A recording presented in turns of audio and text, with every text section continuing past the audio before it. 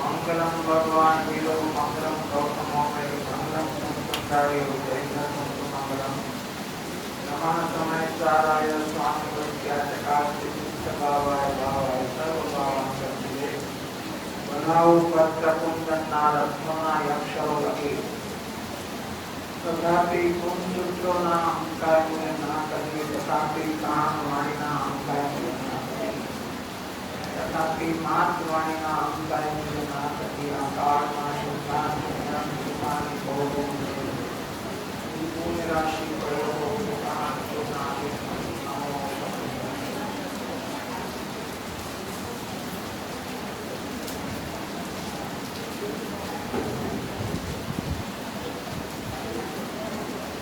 जैन सिद्धांत प्रश्नोत्तर माला में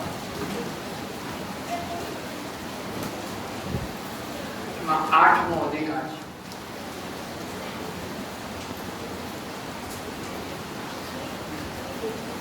सुकाम लक्षण ने ओळखવું જોઈએ તો કહે છે કે લક્ષણ દ્વારા લક્ષ્ય સુધી પહોંચાય છે।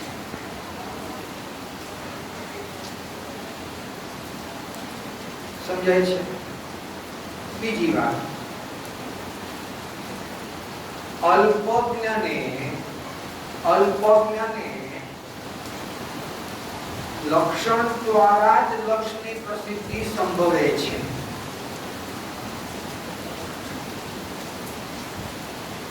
जेम के साकर पड़ी होय तो ए साकर ज छे એવું નક્કી કરવા માટે એને ચાખવી પડશે અને એ મીઠાશના લક્ષણથી એ લક્ષ્ય સુધી પહોંચી જાય છે। સમજાય છે આપણી વાત? અપૂર્ણ જ્ઞાની અલ્પજ્ઞ જે છે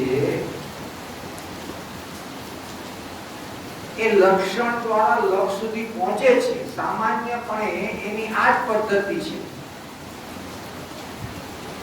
कोई મળેલા પદાર્થ હોય તો એ લક્ષણ દ્વારા જ એમાં ભેદ જ્ઞાન કરે છે કે આમાં ખારા શાક હોય તો એમાં ખારાપણું જે છે એ નમકનું છે, તીખું લાગ્યું તો એ મરચાનો સ્વાદ છે, મીઠું લાગ્યું તો આ સાકરનો સ્વાદ છે।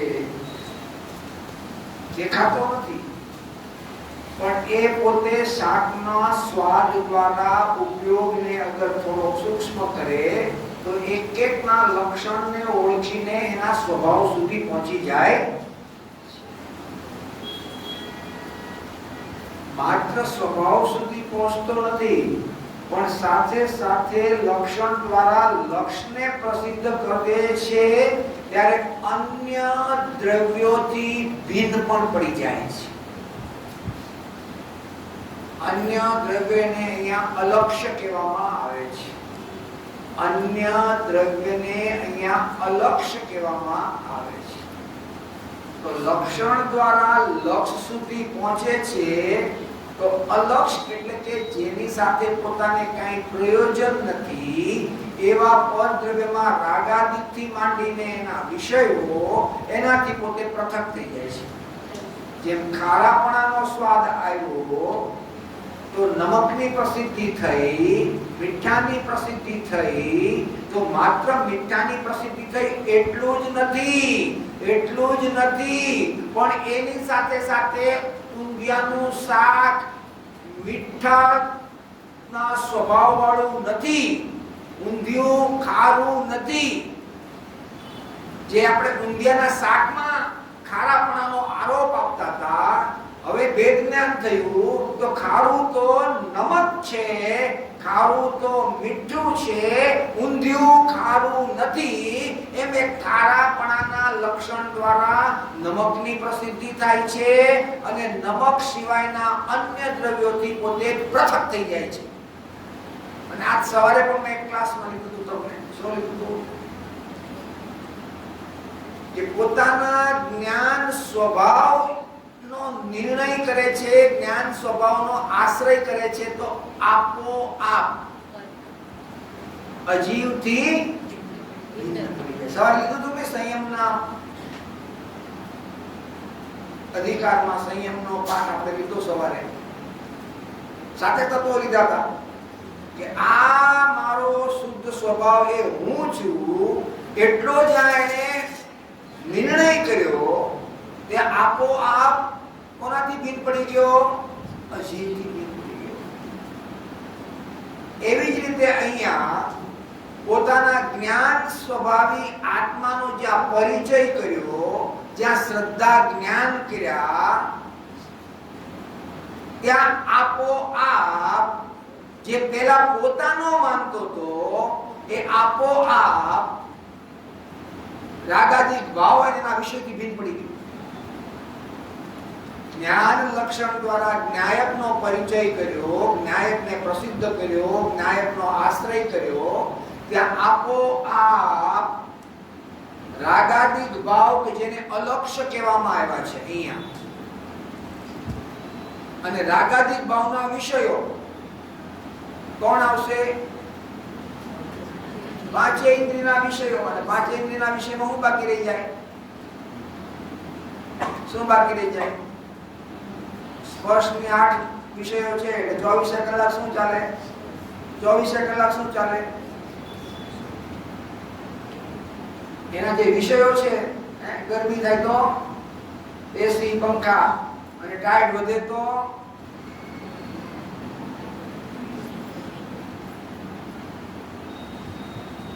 અને સુવાનો બેડ કેવો જોઈએ? ખરબચડો. ખરબચડો સમજી ગયા ને? કેવો જોઈએ? તો જો ત્યાં સ્પર્શેન્દ્રિયનો વિષય આવી ગયો. બેડ કેવો જોઈએ? જેમાં બધું વાગે, આમ સૂઈએ તો જ્યાં આમ સુવા જાય તો આમ વાગે, આમ એવો હોય. કેવો હોય? એમાં સુતા પછી એને ખબર જ ન પડે કે હું દેખાવ છું કે દેખાવ, એટલો અંદર ગયો. તો જો સ્પર્શનો વિષય છે, જેને 8 પ્રકારના સવારે 8 પ્રકારના રસના જે વિષયો છે, આજ સવારના 5 ઇન્દ્રિય વર્જન, એમાં રસ સ્પર્શ વર્જન રૂપ ઉત્તમ સંયમ ધર્મના ધારક મહામુનિવરોના ચરણ કમળ પૂજનાર્થે અર્ધમ નિરૂપામી. એવું તો નહોતું એવું. સ્પર્શ એવી રીતે રસ વર્જન રૂપ. કયા રસ? 5 પ્રકારના રસ. પાંચે પ્રકારના રસ. જેમાં તને ગ્રદ્ધિ વધારે હોય ને એ રસને પોતે ત્યાગ કરી દે. તમને સાકર વગર 1 સેકન્ડ નો હાલતું હોય ને તો સાકર વગરની વસ્તુ પ્રાપ્ત કરે, મન કરે. મારા સાકર મારા વ્યંજનમાં જોઈએ જ નહીં, એને વર્જન કહેવાય.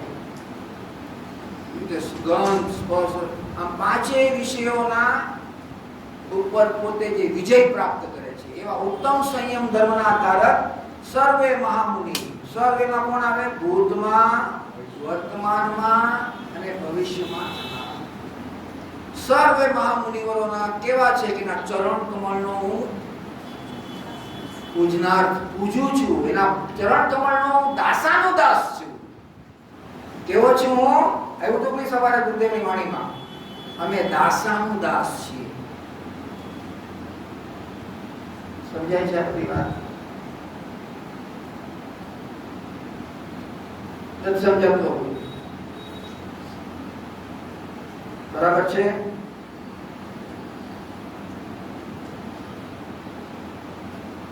કયો વિષય ચાલે છે આપણો અહીંયા? કયો વિષય ચાલે છે? રાગના વિશેષો લઈએ છીએ આપણે. તો એનો મુખ્ય હેતુ લઈ લીધો. શું કામ વિશેષો લેવા છે? કેમ કે લક્ષણ દ્વારા લક્ષ સુધી આપણે પહોંચવાના આદતવાળા છીએ. અને અત્યારે આપણે જે લક્ષણને વળગી ગયા છીએ, લક્ષણને ચોંટી ગયા છીએ, લક્ષણને મોક્ષનો હેતુ માનીએ છીએ, એવું જે રાગાદિક ભાવ, શુભ અશુભ ભાવ, એવું જે શુભ ભાવરૂપ લક્ષણ એ કેવું છે કે જેના સથવારે તું મોક્ષને પ્રાપ્ત કરવાનો પુરુષાર્થ કરે છો, એની ચર્ચા આપણે અહીંયા કરીએ છીએ. તો સૌથી પહેલા તો શું લીધું?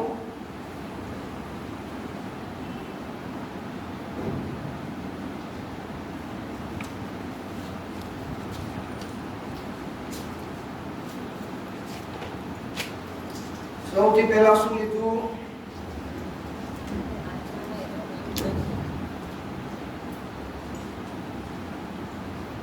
લક્ષણ. કયું લક્ષણ?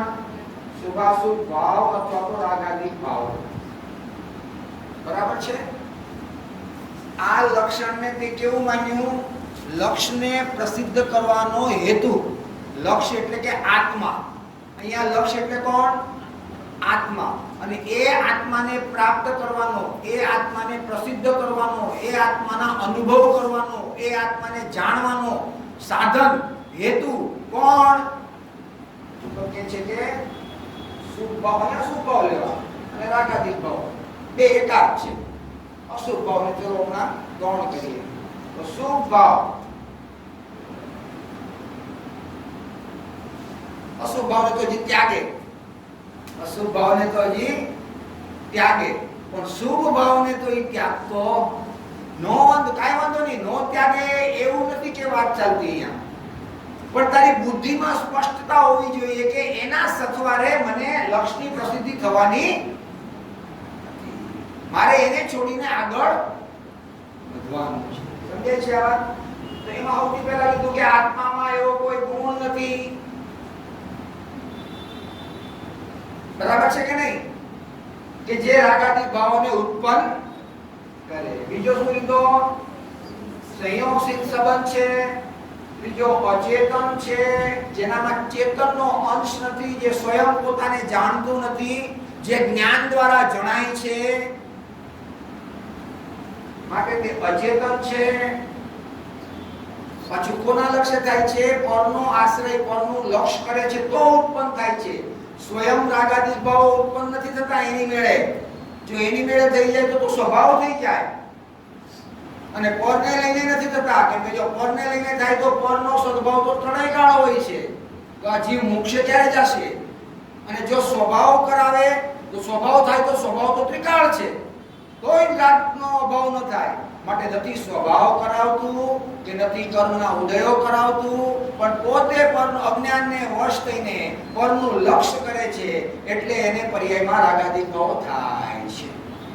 બરાબર છે? તો એ માટે પરાશ્રિત છે. ઠીક છે? હવે સર્વ અવસ્થામાં રહેતા નથી. તો રાગાદિક ભાવો કેવા છે?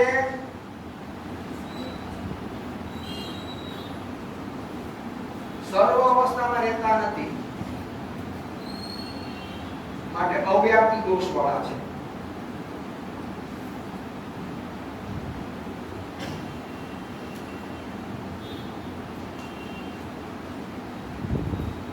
અવ્યાપ્તિ દોષ કોને કહેવાય? કે જે લક્ષના એક ભાગમાં હોય અને એક ભાગમાં ન હોય, તેને અવ્યાપ્તિ દોષ કહેવાય. તો રાગાદિક ભાવો સર્વ અવસ્થામાં રહેતા નથી, છે ને? હવે કોઈ એમ કહે કે આપણે જે ભગવાનની ભક્તિનો ભાવ આવ્યો ને, આપણે એક્ઝામ્પલ માટે એને સમજાવવા માટે, ઈ આત્મા.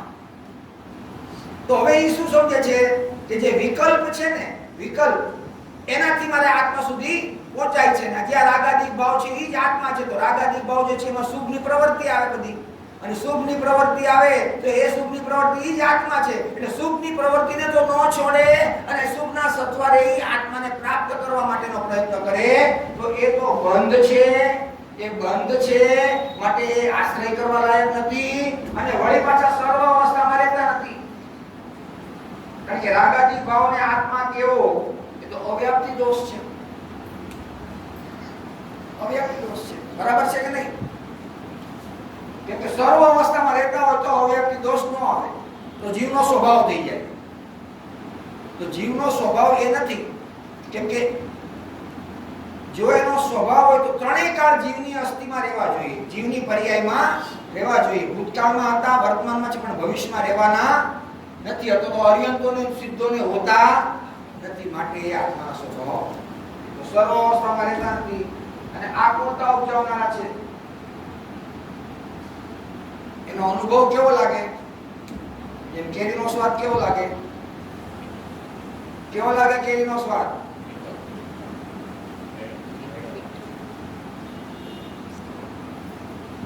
કેરીનો સ્વાદ કેવો લાગે?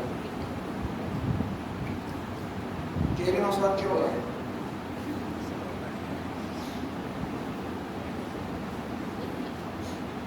કેરીનો સ્વાદ કેવો લાગે?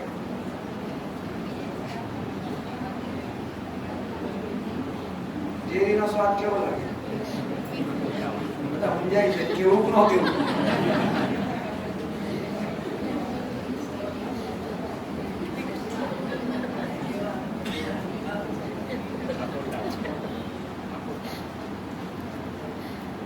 બધા ગભરાય છે. એક બીજાને કીધું હતું કે મારે ખાટી આવી હતી એટલે અમારે કેવું નથી.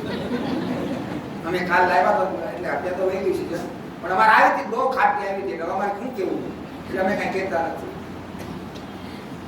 અને જેને બહુ ભાવી બહુ મીઠો લાગ્યો એ મૌન છે કે આમાં કઈ ગોટાળો ન થાય એટલે બધા મૌન થઈ ગયા છે.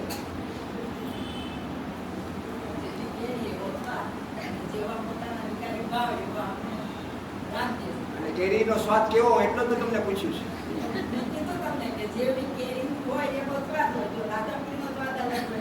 હા તો પણ કેરીનો સ્વાદ તમે જે કેવું હોય તમારે ખાટી આવે તો ખાટી કહો, મીઠી આવી તો મીઠી કહો. હું તમને બે ઓપ્શન આપું છું, તમારે કેવો કેવો છે કહો. હું ના નહીં પાડું, ખોટું નહીં કહું તમારું. તમારા ઘરમાં મીઠી કેરી આવી હોય તો મને કેવો મીઠો સ્વાદ છે કહો. મીઠી જ છે ને લ્યો, જળ બેસલા થઈ ગયું તો મીઠો જ હોય.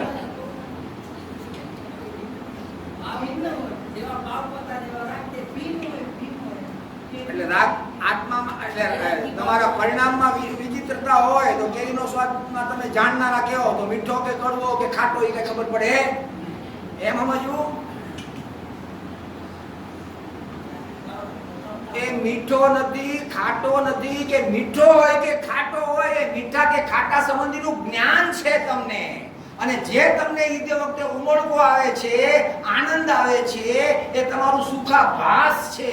અને એ પણ એના સ્વાદના રસનું જ્ઞાન છે કે આ મીઠો છે, આ ખાટો છે. કેમ કે રસની કેટલી પર્યાય છે? 5 પર્યાય છે. ખાટી, મીઠી, કડવી, તુરી, તીખી. આ કોની પર્યાય છે? રસની. અને રસ ઇન્દ્રિય કોણ છે? જળ છે. તો એ જે ખટાશ લાગી એટલે મીઠી લાગી એ મીઠી પર્યાય એવી આત્મામાં ઇન્દ્રિય જ્ઞાનમાં આ મીઠી છે એવું જ્ઞાન થયું છે. આત્માને ગળ્યું લાગે તો પછી ગરમા ગરમ ચા પીએ તો દાજી જવો જોઈએ આત્મા. અગ્નિનું જ્ઞાન કરે તો આત્મા દાજી જવો જોઈએ. જો કેરીનો રસ એને મીઠો લાગે તો અગ્નિનો સ્વાદ એને આત્માને દજાવી નાખવો જોઈએ. જે મીઠો લાગ્યો કે ગળ્યો લાગ્યો નહીં તો અગ્નિનો સ્વાદ પણ આવવો જોઈએ કે નહીં? તો અગ્નિના સ્વાદમાં શું થાય? અંદરમાં બળતરા આંગળી નાખતા શું થાય? એમ અહીંયા આત્મામાં પણ એનું જ્ઞાન થાય છે. પણ ઈ જ્ઞાન અને જે રાગમાં સુખાભાસ થયો હતો એવો રાગ અને રસની કેરી આ ત્રણેયના ભેદ જ્ઞાનના અભાવને લઈને એને એમ થાય છે ઓહો આજે મજા પડી ગઈ. ત્રણેયને કેવા કર્યા? જડના પરિણામમાં કેરી લઈ લેવાની. જડના પરિણામ, વિકારી પરિણામ અને જ્ઞાનના પરિણામ. આ ત્રણેય એક સાથે પોતાના જ્ઞાનમાં જણાતા હોવાથી એને ભેદ જ્ઞાનનો અભાવ હોવાથી એકતા થઈ ગઈ. એટલે ઓલા કેરીના સ્વાદનું અને રાગની અંદરમાં સુખાભાસનું આ બેય પરિણામોના જ્ઞાનમાં પોતે જાણનાર છે, મને એનું જ્ઞાન છે એવા ભેદ જ્ઞાનના અભાવને લઈને આહા એવો ત્યાં અજ્ઞાનુભવ.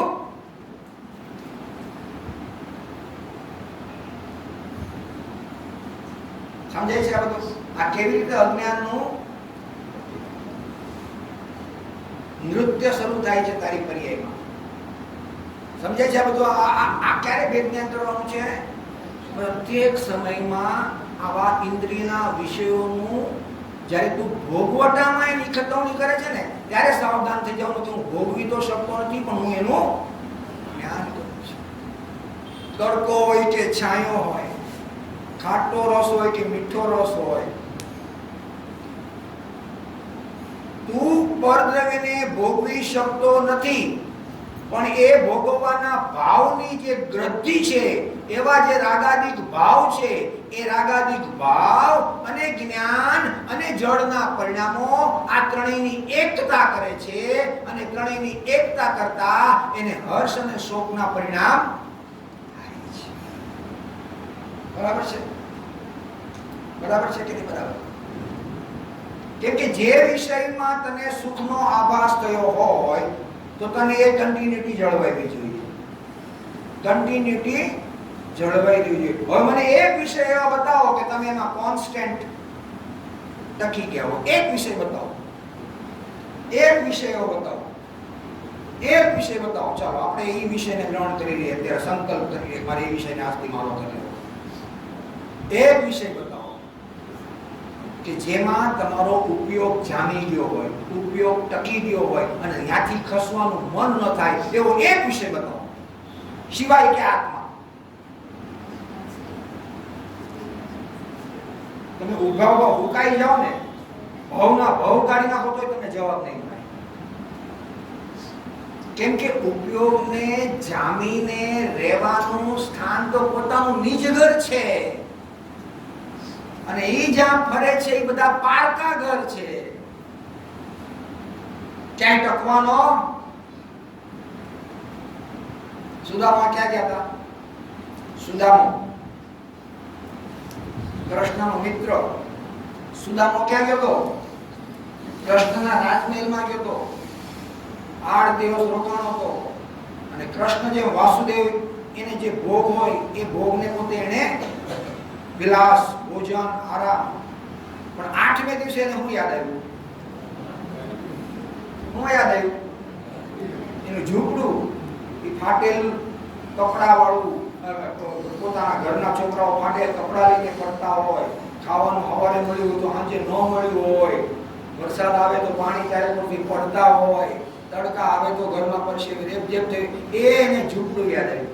એનો મતલબ શું થયો કે ઉપયોગ રાજમહેલમાં પણ ગયો તો પણ ત્યાં ટક્યો નહીં, એને પોતાનું ઘર યાદ આવ્યું. એમ અહીંયા આખા જગતના સ્પર્શેન્દ્રિયના, રસના, ગ્રહણના, ચક્ષુના, શબ્દ એ બધે ઉપયોગ પરિબળો ક્યાંય ટકતો નથી. કેમ કે ઉપયોગને સ્થિર રહેવા માટે એમાં કોઈનામાં પણ એવી શક્તિ નહોતી, એવી તાકાત નહોતી કે તારા ઉપયોગને ત્યાં ટકાવીને રાખી. એટલે કે એનો મતલબ એમ થયો કે ઉપયોગને સ્થિર રહેવાનું ઈ એકેય સ્થાન નહોતું. હવે એકવાર કૌતૂહલ કરીને વિચાર તો કર કે તું બધે ભંગી આવ્યો છો, બધે તું ધક્કા ખાઈને પાછો આવ્યો છો, અપમાનિત થઈને પાછો આવ્યો છો, તો હવે તું એકવાર તારા નિજ ઘરમાં જા. કેમ કે એ ઉપયોગનું વાસ્તવિક ઘર છે, પરમાર્થ ઘર છે અને ન્યાય એકવાર જશે તો એને બહાર આવવું ગમશે નહીં. એનો મતલબ એમ થયો કે પોતાનું નિજ ઘરમાં જે રહેવાસ છે એ જ ઉપયોગનું વાસ્તવિક ઘર છે. એ સિવાયના જેટલા પણ સ્થાનો છે ઇન્દ્રિયના વિષયો, એ બધા જ સ્થાનો એ આત્માને ટકવાના સ્થાન છે.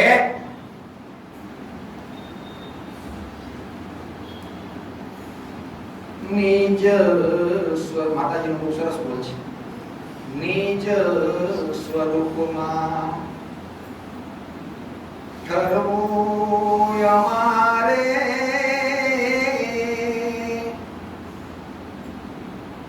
જાવું અમારે સ્વદેશ વિભાવ ભાવથી આગોહંકારી ને વિભાવ ભાવથી આગોહંકારીને જાવું અમારે સ્વદેશ ને દામ પધારો પધારો એ સિમંદર દેવ તમારા વિરહ. ભગવાનના વિરહમાં ભાવ ભાવ અમને પરદેશ લાગે છે. અમારે ક્યાં જવું છે? સ્વદેશમાં જાવું, અમારે સ્વદેશ. જ્યાં દેવશ્રીના હૃદયોદ્ગાર છે. એક કોરથી ભગવાનના વિરહ લાગે છે અને બીજી કોરથી પોતાના શુદ્ધ સ્વરૂપમાં ઠરતો નથી ને ઉપયોગ, તો એની અંદરમાં જવા માટે બહારમાં એને દુઃખ લાગે છે. એક કોરથી ભગવાન યાદ આવે છે, એનો વિરહ એને લાગે છે, અને બીજી કોર પોતાના સ્વભાવમાં જવાતું નથી તો એનો વિરહ લાગે છે. અહીંયા ભગવાનનો, અહીંયા સ્વભાવનો, બે જગ્યાએ દુઃખ લાગે છે. અહીંયા ભગવાનનો અને અહીંયા અમે બહાર છીએ તો અમને હવે સ્વભાવમાં જવાનું કે જ્યાં સુધી અંદરમાં નહીં જવાય ત્યાં સુધી તો એ તડકા પડતા છે. અહીંયા અમારું કોઈ, આ કરાચીમાં, અહીંયા અમારું કોઈ નથી, અમે આવી ચડ્યા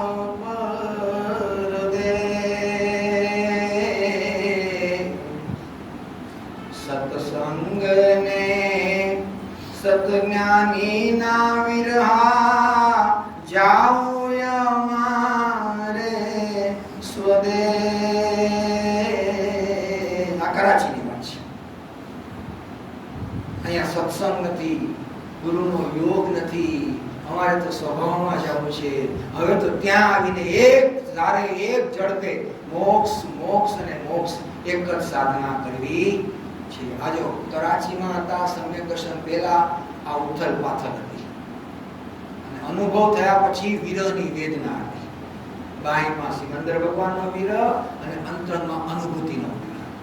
જ્યાં માતાજીની બે ભૂમિકા, પૂર્વ ભૂમિકા અને ઉત્તર ભૂમિકા. તો અહીંયા વાત નથી આવી કે ઉપયોગને ટકવા માટે બહારમાં કોઈ ક્ષેત્ર, કોઈ વિષય સક્ષમ નથી. એ ઉપભોગ ત્યાંથી પાછો ખસીને આવશે આવશે ને આવશે. હવે એકવાર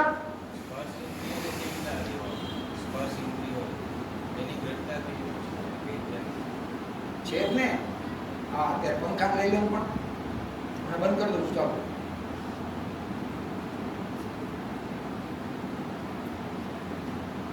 અથવા પંખો ચાલુ છે અને અચાનક તમારી ટાઈટ શરૂ થઈ શરીરમાં. હવે તમને આ પંખો કેવો લાગશે? સમજાય છે? અત્યારે બધાને ગરમી લાગે છે એટલે આ પંખો વાલો લાગે છે. તો આ વાલો લાગે છે એ સુખાભાસ છે કે પરમાર્થ છે? કેમ કે હમણાં એકાકાર ડિગ્રી ડાઉન થઈ જાય ને ભયંકર ઠંડી થઈ જાય તો એ જ વખતે આ પંખો કેવો લાગશે? આ ખુલતો જવાનો. તો અત્યારે તમને એ સુખાભાસ જ થયું ને કે આના આનંદ આવે છે, સુખાભાસ થયું. આ સ્પર્શેન્દ્રિયના વિષયોમાં પોતે કલ્પના કરે છે કે આ મને સુખરૂપ છે, આ મને હિતરૂપ છે. તો પછી એનો એ વિષય તમને અહિતરૂપ, દુઃખરૂપ કેમ લાગે છે? છે કે નહીં? ડગલે પગલે આવા બધા વિષયોમાં ખતમ નહીં કરવાની. ડગલે ને પગલે બધું જ.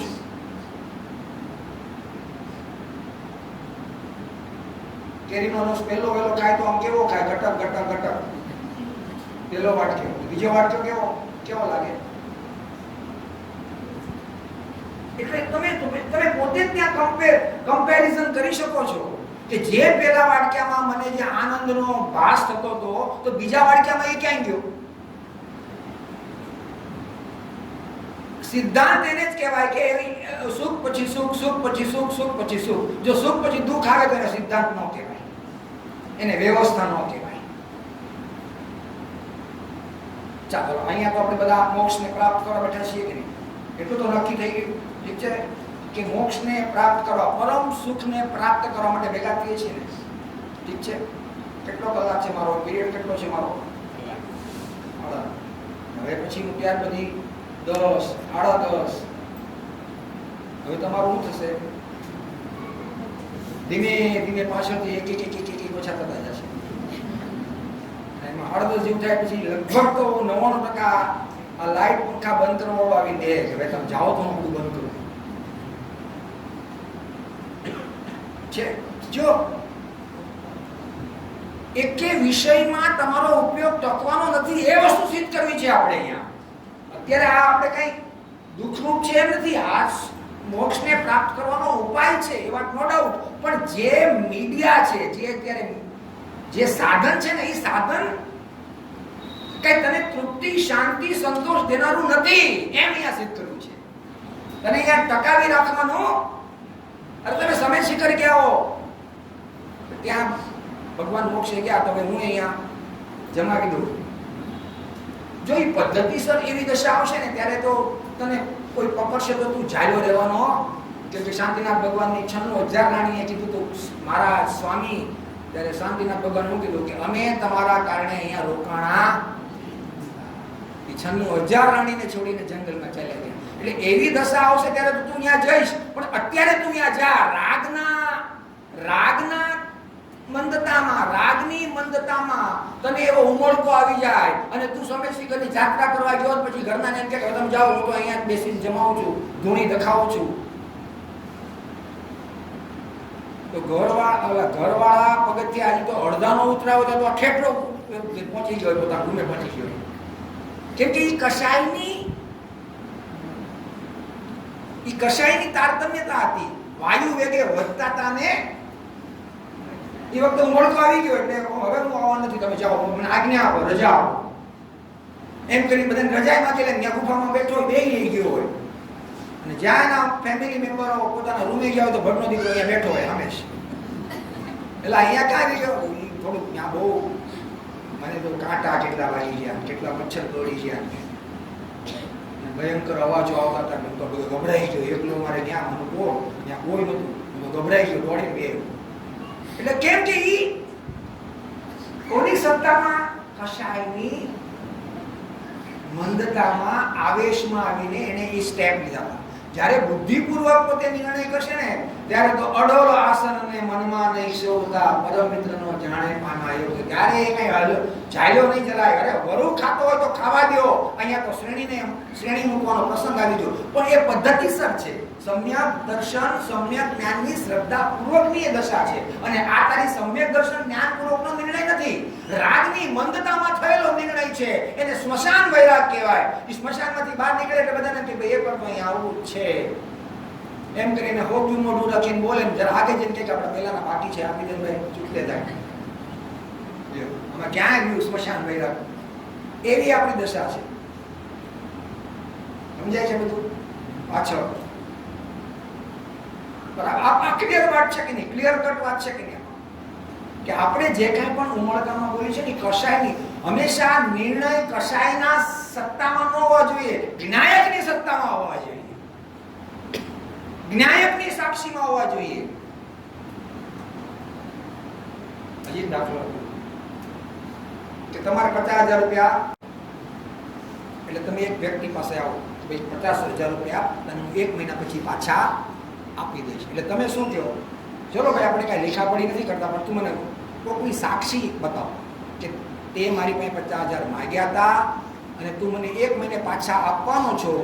એવા તારા જે આ વચન છે ને, એની મને કોઈ સાક્ષી દે કે જેથી કરીને હું કહી શકું જો આની સાક્ષીમાં એને 50,000 રૂપિયા મેં, જેને ગેરંટર કહેવાય. બરાબર છે? ઓકે, ઠીક છે, ચાલો. એટલે તમને લઈ જાય, ત્યાં નીચે ભીખ માંગતો હતો ને, જો આની સાક્ષીમાં આપું છું તો પૈસા આપે. એટલે ભીખ માંગનારને કાલ વારે મારે પૈસા જરૂર પડતી, એ ક્યાં આપવાનો હતો? તો એની સાક્ષી ન ચાલે. પણ સાક્ષી કોની ચાલે? હમણાં એમ કે આ જો રાજા છે ને, એની સાક્ષીમાં હું તને વચન આપું છું, તો કેવા આપી દે? ફટાક્ષરના. કેમ કે જેની સાક્ષી આપી છે એ પણ કેવો છે? ખમધર છે. અને એના બીકે આજ નહીં તો કાલ મારા પૈસા આપી દેશે. એમ અહીંયા જ્ઞાયકની સાક્ષી હશે ને, તો એના નિર્ણયમાં અડગતા હશે. પણ જો રાગની સાક્ષીમાં, રાગના સદભાવમાં, કશાયની મંદતામાં જો કોઈ નિર્ણય લેશે ને, તો 1 કલાકમાં પાછો એ ઓગળી. આ બધું પ્રેક્ટિકલ વાત છે. એટલે મેં વારંવાર કીધું છે કે કોઈ પણ નિર્ણય રાગના મંદતામાં નહીં લેવાનો. થઈ જાય ઘણું. હમણાં 10 દિવસનો એવો ડોઝ છે ને, બધા રંગ નક્કી કરી લે કે હવે તો મારે રોજ ગુરુદેવના પ્રવચનમાં આવવું છે. અને પછી આવે તે 2-3 દી આવે, પછી ચોથે દિવસે ધીમે કે થોડું મોડું થઈ ગયું, 30 મિનિટ મોડું આવે, 35 મિનિટ મોડું આવે, 45 મિનિટ મોડું આવે. પછી હવે કે ગુરુદેવનો તો પ્રમાણ વચન ગુરુદેવ આવતું છે, તો હવે ખરાબ લાગે, ન જવાય. એટલે દર્શન કરી સર્વે જશે. એટલે આ બધો ટેમ્પો કેટલાથી રહે? પરીક્ષા પછી 4-5 દિવસ પછી. એક એમાં તમારો વાંક નથી. આમાં તમે લોકો પોતાના પર નહીં લેતા હો, તમારો કોઈનો વાંક નથી. વાંક કોનો છે? તમે કોની સાક્ષીમાં આવા બધા નિર્ણય કરો છો કે જે સંયોગી છે, અચેતન છે, પરાશ્રિત છે, સર્વાવસ્થામાં રહેતા નથી, આકુલતા ઉપજાવનારા છે, એની સાક્ષીમાં. જેમ આને 50,000 માટે ગેરંટીમાં કોણ મૂક્યો? ભિખારી. હવે એની સાક્ષીમાં તમને 50,000 આપે તો ઓલોય ન દેખાય, આય ન દેખાય. અને કાલ તમે એની પાસે જાઓ તો કે મેરે પાસે 20 રૂપિયા है और कुछ है नहीं, तो भीख मांग के जमा किया हो. સમજાય છે? તો કોની સાક્ષીમાં? જ્ઞાયકની સાક્ષી, રાજાની સાક્ષીમાં. ભગવાન આત્માને ઉર્ધ્વ રાખીને નિર્ણય કરે તો એ નિર્ણય અફર ફરે નહીં. પ્રાણ જાય તો પણ પોતાના શ્રદ્ધાંથી ડગે નહીં. કેમ કે ભગવાન આત્માની સાક્ષીમાં એને આ નિર્ણય કર્યો છે. બરાબર છે કે નહીં? એટલે હંમેશા કોઈ પણ જાતની તમારી પ્રવૃત્તિ હોય ને એટલે ભગવાન આત્માને સાક્ષીમાં રાખો. કશાયને સાક્ષીમાં રાખીને થશો ને તો ઉતાર ચડાવ. ગઈકાલ વાત ન કરી કે બાપાએ 5 લાખ કહી દીધા, ઘરે ગયા પછી ખબર પડી કે ઉછામણીમાં 5 લાખ બોલીને આવ્યા છે. એટલે ઓલાના દીકરાએ ટ્રસ્ટીને ફોન કર્યો, મારા બાપાને વાયુનો રોગ છે અને એને ઉત્સાહમાં આવીને 5 લાખ કહી દીધા છે, મહેરબાની કરો અને 5,000 રૂપિયા લખી નાખો. તો જો આ બધું શું છે? આશ્રવો કેવા છે? વાયુ વેગે વધે છે અને ઘટે છે. એટલે એની સાથે જોડાઈને કોઈ નિર્ણય કરવો હોય તો જ્ઞાયકની નિશંકતામાં કરવાનો. હું જ્ઞાયક છું એવું જ્યાં નિશંકપણે અંતરંગમાં શ્રદ્ધા થાય છે, અંતરંગમાં જ્ઞાન થાય છે અને પછી એ નિર્ણય કરે છે ને, એને આખો મેરુ પર્વત પણ હલાવી ન શકે. મેરુ પર્વત પણ જેને હલાવી ન શકે એવો અડગ હોય, વજ્ર જેવી એની છાતી હોય, પહાડ જેવી પ્રતિકૂળતા આવે તો પણ પોતાના નિર્ણય કરેલા જ્ઞાનથી પોતે ડગે નહીં. આ બધું બેસે છે કે નથી બેસતું? એટલે આ બહુ જ લોભામણું લક્ષણ છે.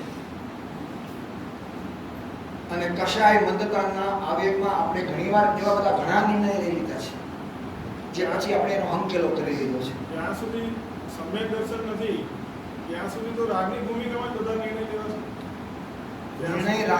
રાગની ભૂમિકા એ નિર્ણય જ રાગ છે, પણ સાક્ષી કોને રાખવાની?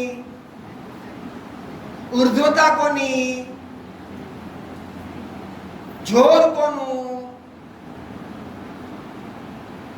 હજી એક વસ્તુ, ચક્રવર્તીને 96 કરોડ પાયદળ હોય. કેટલા હોય પાયદળ? આપણે જમીન ઉપર લડનાર એક યોદ્ધો. ચક્રવર્તી પોતે ન આવ્યા હોય. નાના મોટા નગરોને વિજય પ્રાપ્ત કરવામાં ચક્રવર્તી પોતે ન આવે. એ પોતે પોતાના હોય, પોતે સાધના એટલે સાધવા નીકળ્યો હોય, પણ પોતાના જે મહેલો હોય એ જે ગામમાં ગયા હોય એ ગામના મહેલમાં આરામ કરતો હોય અને આના આખું પાયદળ લડતું હોય.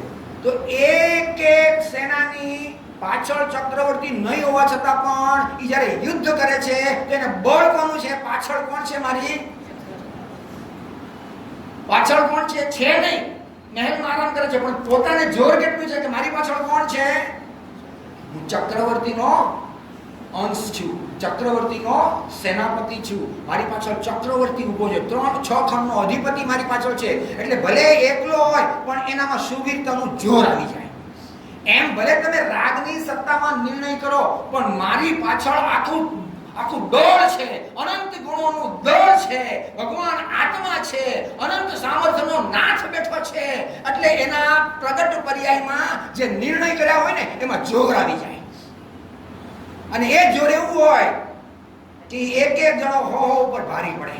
એમાં એકલી પર્યાય જે છે ને એ રાગને તો હણી નાખે પણ જ્ઞાયકની ઉપર વિજય પ્રાપ્ત કરે.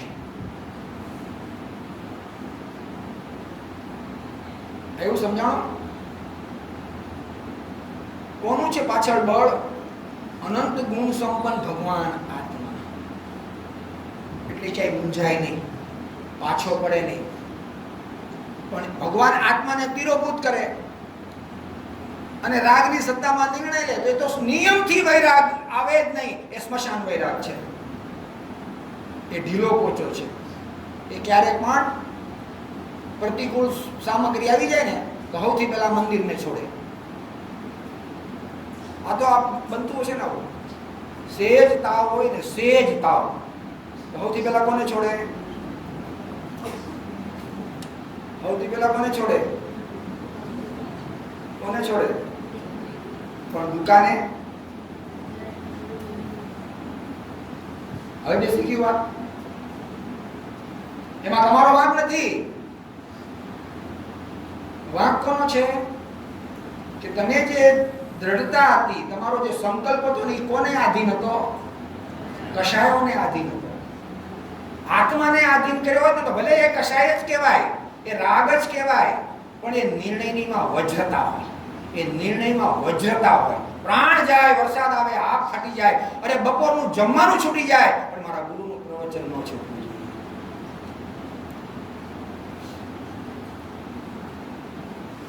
બેસે છે એવું, અને એવું નથી કરતો ને એટલે એને પછી આવા બધા પ્રશ્નો ઉત્પન્ન થાય. કેમ કે પોતાની ભૂલ જ્યારે સામે દેખાય છે ને તો પછી એ ઘણા બધા નેગેટિવ વિચારો એની સામે મૂકે છે. એ ભૂલનો સ્વ બચાવ કરવા માટે આ બધું સમજવા જેવું છે. આ બધું બહુ પ્રેક્ટિકલ વાત કરું છું. પોતાના નબળાઈને, પોતાની અરુચિને, પોતાની ભૂલને એ ઢાંકવા માટે વિચારોનું સામ્રાજ્ય એની સામે ઊભું કરી નાખે છે. પણ નેચરલ તો નેચરલ જ છે, સત્ય તો સત્ય જ છે. એને કોઈ પડદો રોકી ન શકે, એને કોઈ તાકાત રોકી ન શકે. એ તમારે કબૂલવું જ રહ્યું કે આ મારી આડોડાઈ છે, બસ આ મારી ઊંધાઈ છે, આ મારી અરુચિ છે. આ તમારે કબૂલ કરવું જ પડશે. થાય ઘણી વાર પોતે પોતાને પ્રશ્ન પૂછે, પણ દરેક પ્રશ્નના જવાબમાં એનો પોતાનો જવાબ મળી જાય છે. અને અંતે ફાઇનલ સ્ટેટમેન્ટ એ જ આવે કે ખરેખર તો આમાં મારી અરુચિ છે. કેમ કે જો રુચિ હોય તો આવા એક પ્રશ્નો ઉત્પન્ન થાય એ પોતે ટાઈમસર પહોંચી જ ગયો હોય. પછી દરેક પ્રસંગમાં કોઈ પણ હોય, પ્રતિકૂળ કે અનુકૂળ. હવે આગળ સાતમું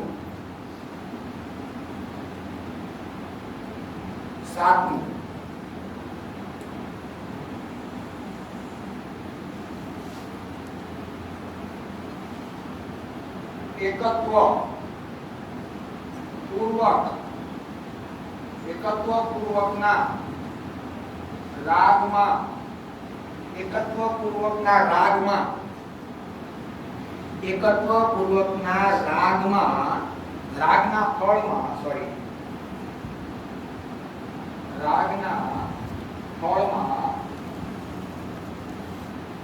રાગના ફળમાં મોક્ષ મળે છે. બરાબર ને?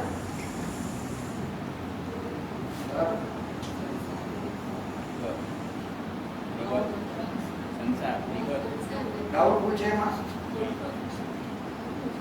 એકત્વ પૂર્વકના રાગના ફળમાં મોક્ષ મળે છે. બરાબર?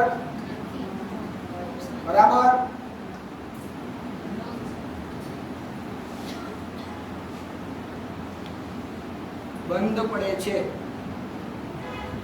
એકત્વ પૂર્વકના રાગના ફળમાં બંધ પડે છે અને બંધનું ફળ સંસાર. આ સાતમું. બરાબર છે કે નહીં? એકત્વ પૂર્વકના કેમ લખ્યું? એકત્વ પૂર્વકના કેમ કે રાગ તો જ્ઞાનીને પણ છે, પણ એની એકત્વ નથી. અસ્થિરતા છે, પણ છતાં બંધ તો ત્યાં પણ નિયમથી પડે છે. એટલે ઓન ધ હોલ ફાઇનલી આપણે એટલા માટે આ શબ્દ વાપર્યો કે આપણને મિથ્યાત્વનો સદભાવ છે. એટલે એકત્વ પૂર્વકના રાગના ફળમાં બંધ પડે છે અને બંધનું ફળ સંસાર છે. એટલે આખો ઇતિહાસ તમારી સામે આવી ગયો કે જે લક્ષણના સથવારે તમે નિરંતર, તમે એટલે આપણે બધા આમાં જ આપણે સંતુષ્ટ થઈ ગયા છે કે ઘણું બરાબર છે. તો આપણે એમાં જ મોક્ષને આપણી અંદર ખાને પણ આપણું વલણ આ જ છે. ભાષામાં એમ છે કે એનાથી મને મોક્ષ થાય નહીં. અત્યારે આ ભાષામાં બધાને છે આ બધું, પણ ઊંડે ઊંડે અભિપ્રાય શું કામ કરે તમારો? ઊંડે ઊંડે અભિપ્રાય શું કામ કરે છે? અને આ બધું હું બરાબર કરી રહ્યો છું. હું 10 લક્ષણ પર્વો સારી રીતે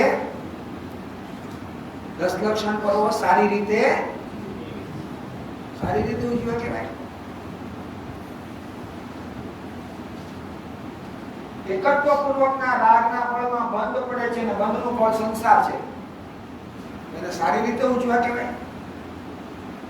એ સંસાર કટે, સંસાર કપાય અને આત્માની અનુભૂતિ થાય અને સંસાર કપાય, એને સારી રીતે ઉજવા. બરાબર છે આટલું? આ થઈ ગયા રાગાદિક ભાવ કે જેનું આ લક્ષણ અનાદિથી આપણે જેની સાથે એકત્વપૂર્વક પરિણમી રહ્યા છીએ અને એના જ ફળમાં મોક્ષને હેતુ માનીને એનો જ ઉપચાર કરીએ છીએ. તો એના માટે હવે આપણે અહીંયા આ બોલો લીધા, આટલા વિશેષણો લીધા કે હવે તું સાવધાન થઈ જા. એ લક્ષણના સત્વારે લક્ષની પ્રસિદ્ધિ 3 કાળમાં થવાની નથી. હવે આગળ કયું લક્ષણ બાકી રહી ગયું? હવે ત્રીજું આ કાઢી નાખું છું. બરાબર?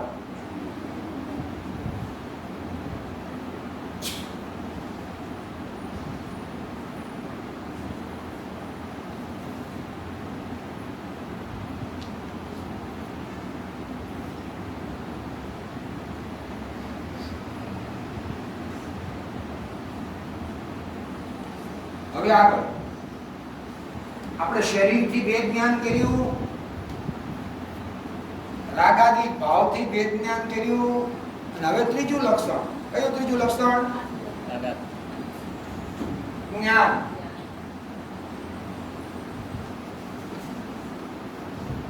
હવે ઓલા બધા બોલો પણ લખ્યા હતા, અહીંયા તો મિટાવી દીધા છે, કોઈ લખ્યા તો નથી. પેલું કયું હતું કે આત્મામાં એવો કોઈ ગુણ નથી કે જે રાગાદિક ભાવને આમાં શું આવશે? આત્માના અસંખ્યાત પ્રદેશમાં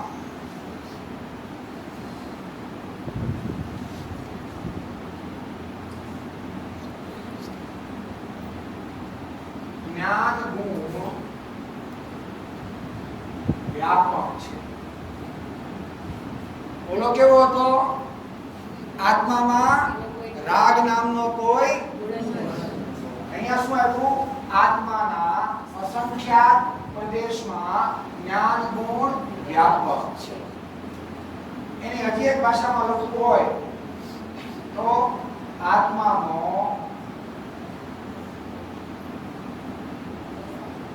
ચૈતન્ય અનુવિદાયી પરિણામ, આત્માનો ચૈતન્ય અનુવિદાયી પરિણામ એ ઉપયોગ છે. આ ગુણ છે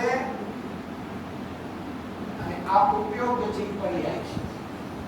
તો પર્યાયમાં પણ આદિ મધ્ય અંતમાં કોણ વ્યાપક છે? ગુણ છે. અને ગુણ આદિ મધ્ય અંતમાં ક્યાં વ્યાપક છે? આત્મા. જ્ઞાનાદિ અનંત ગુણોના સમૂહને શું કહેવાય? દ્રવ્ય કહેવાય. તો આત્માના અસંખ્યાત પ્રદેશમાં કોણ રહેલો છે? જ્ઞાનાદિ અનંત ગુણો અને જ્ઞાનાદિ અનંત ગુણોના વિશેષ કાર્યને શું કહેવાય?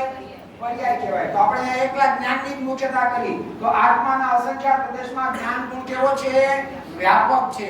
આ ગુણની પરિભાષા થઈ ગઈ. અને એ ગુણને અનુસરીને નિરંતર જે પર્યાયો થાય છે જાણવાની, દેખવાની, એને શું કહેવાય છે? ઉપયોગ કહેવાય છે. અને એના કેટલા પર્યાય છે? 8. અને 8 અને કેટલા?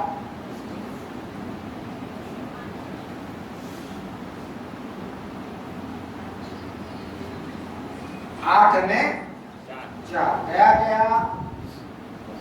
મતિ જ્ઞાન, શ્રુત જ્ઞાન, અવધિ જ્ઞાન, મનોપર્ય જ્ઞાન,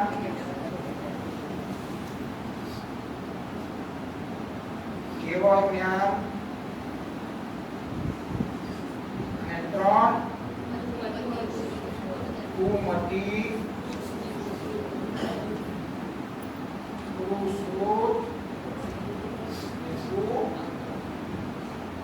આ જ્ઞાન ઉપયોગના ભેદ થયા.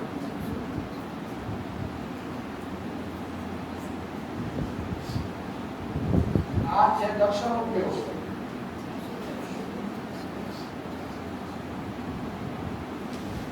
ચક્ષુ, અચક્ષુ, અવધિ, ચક્ષુ દર્શન, અચક્ષુ દર્શન, અવધિ દર્શન અને કેવળ દર્શન. આમાં બે જ્ઞાનનો આવ્યા. ક્યાં બે જ્ઞાનનો આવ્યા? ચક્ષુ, અચક્ષુ, અવધિ અને કેવળ. બરાબર છે? આમાં શ્રુત નું આવ્યું કેમ કે મતિપૂર્વક થાય છે, અને મનોપર્ય એનું આવ્યું એ ઈહાપૂર્વક થાય છે. વેતર એ વિષય નથી એટલે આપણે કહી દેતા. 8 ને 4 12 થી કેટલું થઈ ગયા? 8 ને 4 12.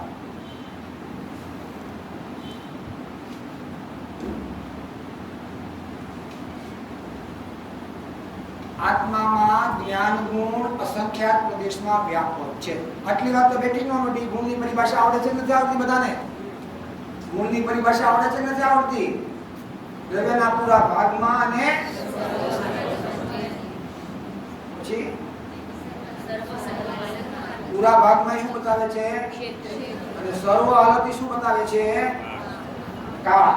તો પૂરા ભાગમાં એ ગુણ આવી ગયો, એનો અસંખ્યાત પ્રદેશ ક્ષેત્ર આવી ગયું. અસંખ્યાત પ્રદેશમાં ગુણ છે તો પૂરા ભાગમાં એ અસંખ્યાત પ્રદેશ આવી ગયું. સર્વ હાલતમાં ત્યાં મતિ, શ્રુત, અવધિ, મનોપર્ય અને કેવળ આવી ગયું. અને ક્યાં કયા? કે આત્માના આ દ્રવ્ય આવી ગયું. તો દ્રવ્ય આવી ગયું, ક્ષેત્ર આવી ગયું, જ્ઞાન નામનો ભાવ આવી ગયો, અને મતિ, શ્રુત, અવધિ, મનોપર્ય કેવળ એ કાળ આવી ગયું. કેટલા શું સિદ્ધ થઈ ગયું?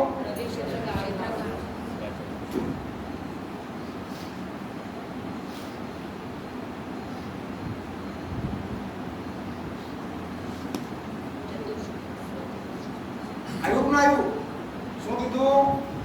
આત્માના દ્રવ્ય, અસંખ્યાત પ્રદેશ ઈ ક્ષેત્ર, જ્ઞાન એ સ્વભાવ ભાવ, અને એનો કાળ.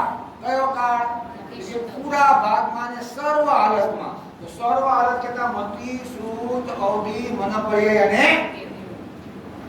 એનો અર્થ શું થયો? કે જ્ઞાન ગુણ પોતાના દ્રવ્ય, ક્ષેત્ર, કાળ અને ભાવમાં વ્યાપીને નિરંતર પોતાનું પ્રયોજનભૂત કાર્ય કરે છે. બરાબર છે? બીજું આપેલું થઈ ગયું. પછી બીજું શું લેશું? બીજું કેવો હતો? બીજો ઓલામાં શું હતું? અહીંયા શું આવશે? નિત્ય તાદાત્મ્ય.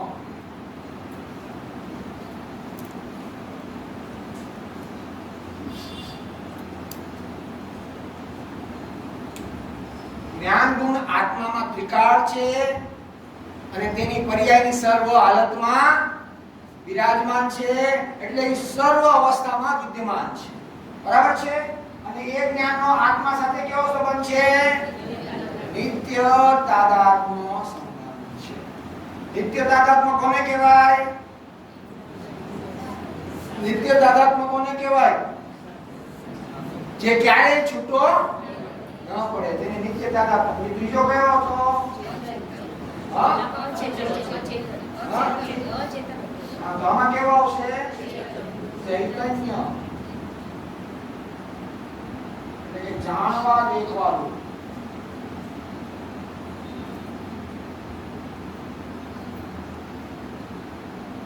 ચૈતન્ય. પછી ચોથું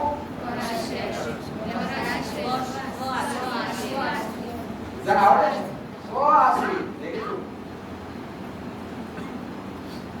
પછી પાંચમું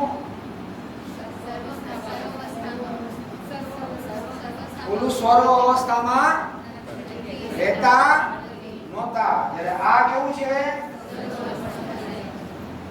સર્વ અવસ્થામાં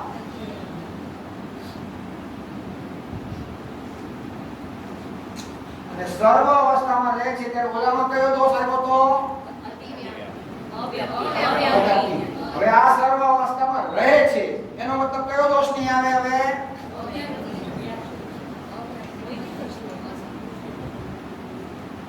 સર્વ અવસ્થામાં રહેતા હોય એટલે ત્યાં અવ્યાપ્તિ દોષ નથી આવતો.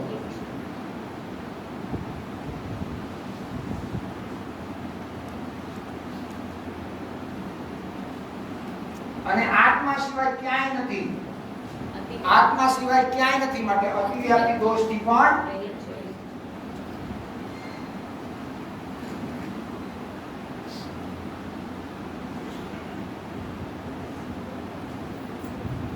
એનો મતલબ શું થયો? કે સર્વ અવસ્થામાં તો રહે છે અને નિર્દોષ પણ છે. પછી છઠ્ઠું શું હતું? છઠ્ઠું શું હતું? ને આમાં થાક લાગે છે? નથી લાગતો? થાકી ગયા ને? સવારથી આપણે જાણવું કરીએ છીએ. બાકી હવે તો જ્ઞાનને થોડો આરામ દેવો જોઈએ. અગ્નિ સવારથી બળતી હોય તો એમ કેમ નહીં હવે થોડી વાર ઓલવાઈ જાઓ. હે અગ્નિ સવારથી બળતી હોય તો એમ કે ઓલવાઈ જાઓ, થાકી ગઈ છે. એમ જ્ઞાન સવારથી ચાલુ છે ને, મંદિરની અભિષેકથી માંડીને અત્યારના ક્લાસ સુધીમાં. અને ઊંઘમાં તે જ્ઞાન તો જાગતું જ રહેવાનું છે. જાણવાનું ચાલે છે ત્યારે તો સવાર ઉઠીને કહે છે કે આજના સપનામાં બહુ ડરાવના સપના આવ્યા હતા. ક્યારે એમ આવ્યું? ગુરુદેવ આવ્યા હતા, માતાજી આવ્યા હતા. ગુરુ જ્યાં એકત્ર પણ હોય ને એ સપના બહુ હતા. જે પ્રત્યે વિષય જેમાં એકત્ર પણ હોય ને એના સપના બહુ હતા. પણ એમ ન આવે આજ માતાજી આવ્યા હતા, ગુરુદેવ આવ્યા હતા, હું સ્વાધ્યાય મંદિરમાં ગુરુદેવની સામે બેઠો છું, ગુરુદેવ મને બોધ આપે. કેવા બધા સપના નથી આવતા. કેમ? રુચિ અનુયાયી. તો સપના પણ એવા, ગુરુદેવને એવા જ સપના આવતા હતા, માતાજીને એવા જ સપના આવતા હતા. ગુરુદેવ એમ કહેતા હતા કે હું આમ સૂતો છું અને મને એવું સ્વપ્ન આવ્યું કે આખું આકાશ આગમથી ભરેલું છે. ક્યાં? વેજલકામાં. વેજલકા આવે છે કે આવતું સુરેન્દ્રનગર પછી રાણપુર પછી આવે છે. રાણપુર પછી ખ્યાલ છે કોઈને? વેજલકા, સુરેન્દ્રનગર, રાણપુર પછી વેજલકા આવે છે ને. બાંદ્રામાં જાવ તો કોઈ જોતા નથી બારી પાસે ગઈને. એસીમાંથી ઊંચા પછી આવે સોનગઢ પર ઉઠવાનું. વેજલકા ગામ આવે છે. ઊભી નથી રહેતી ટ્રેન નથી ઊભી રહેતી. પણ મારા ખાલી સુરેન્દ્રનગર, રાણપુર કે વઢવાણ કે પછી રાણપુર પછી વેજલકા ગામ આવે છે. ત્યાં ઊભી નથી રહેતી પણ તમે બારી પાસે જોવો ને તો તમને દેખાય વેજલકા ગામ. એમાં ગુરુદેવને એક રાત્રે સપનું આવ્યું હતું કે આખું આકાશ આગમથી ભરેલું છે. એ વેજલકા ગામ. અને પછી બ્રેકેટમાં આગળ જઈને લખ્યું કે આ આગમ મંદિરના સંકેતો હતા. થયું ને? આખું આગમ મંદિર પાટિયાથી ભરાઈ ગયું છે કે ભરાઈ ગયું? જાણે આગમ મંદિરના ભણકારા સપના એમ થઈ ગયો છે. લેશું કાલે લેશું જે તક ઊંઘ આવે. બરાબર છે? બધી ટાઈમ કોઈનો વાગ નથી ને પહેલા કીધું કોઈનો આપણો વાગ નથી. આપણે રાગના સથવારે છીએ ને એટલે મેં પંક્તિ ભક્તિ કરાવી હતી કે સથવારો રે મને મારા ભાવનો સથવારો રે સથવારો રે સથવારો રે મને મારા ભાવનો રે જેના સથવારે ભવ ઘટી જાય રે. ઓલામાં હું આવ્યું હતું સથવારો રે મને નથી પુણ્ય કે પાપનો જેના સથવારે ભવ વધી જાય. એટલે શું છે? આપણે રાગના સથવારે છીએ એટલે શું થાય છે? થાક લાગે છે, વિષયથી વિષયાંતર કરવાનું મન થાય છે. પણ ઈ જ જો મારા આત્માના સથવારે હોય ને તો બોલો એમ કે હજી બોલો સાહેબ, હજી બોલો સાહેબ, બહુ છે. અને આ વાત 100% પ્યોર અને સત્ય છે. કેમ કે માતાજી પંડિતજીને વારંવાર કહેતા હતા તમે બોલો ને ભાઈ, તમે બોલો ને બહુ સાંભળવું ગમે છે. જો આ જ્ઞાનીનો વિષય એની ચર્ચા એના પોતાની નોંધમાં આ વાત છે કે ભાઈને હું વારંવાર કહું ભાઈ તમે વાંચવા બેસો, મને બહુ ગમે છે. જો સમ્યક દર્શન પહેલા અને સમ્યક દર્શન પછી કેવી રુચિ ક્રિએટ કરે. તમે ફોટા જોયા છે ભાઈ અને બેન બે એકબીજાને અરે તો ફોટા બી છે કે નહીં? ખરેખર સ્વાધ્યાય કરતા હોય છે અને બેન એમ બોલ્યા છે આ ભાઈ બોલે જ રાખે અને હું સાંભળે જ રાખું. આવું પોતાનો પત્રાંતમાં ઉલ્લેખ છે. પત્રાંતમાં ઉલ્લેખ છે કે ભાઈ તમારી સાથેનો સત્સંગ મને બહુ યાદ આવે છે. તમે બોલતા હો અને હું સાંભળતી હોઉં એ પત્રાંતમાં લખેલું છે, મને બહુ યાદ આવે છે. હવે તો ત્યાં આવ્યા પછી મોક્ષ એક જ મને પુરુષાર્થ કરો. આ બધા પત્રાંત છે કરાચીથી લખેલા. આ કઈ ઉપજાવેલી વાત નથી. આ એની અંતરંગ પરિણતિ છે. સમજે છે? ચલો ટાઈમ થઈ ગયો છે. આ આટલું લખ્યું છે. આની પર થોડી ચર્ચા કરી અને પછી આપણે આમાં થોડું બાકી રહી જાય છે મુદ્દાઓ એ આપણે કાલે સહજાનંદી શુદ્ધ સ્વરૂપી અવિનાશી આત્મ સ્વરૂપ સહજાનંદી શુદ્ધ સ્વરૂપી અવિનાશી આત્મ સ્વરૂપ સહજાનંદી શુદ્ધ સ્વરૂપી અવિનાશી આત્મ સ્વરૂપ. વ્રતને પાવન કરનાર સ્વદેવાદીમાં આવી કરી ચોવીસને ભગવાનનો જય. શ્રીમંદરાદિ વિશુદ્ધિમાં ભગવાનનો જય. મિત્રાર્થા પોષક શુભેચ્છા સર્વ વિચારાદિ વિસ્તાર ભગવાનનો જય. કલિકાલ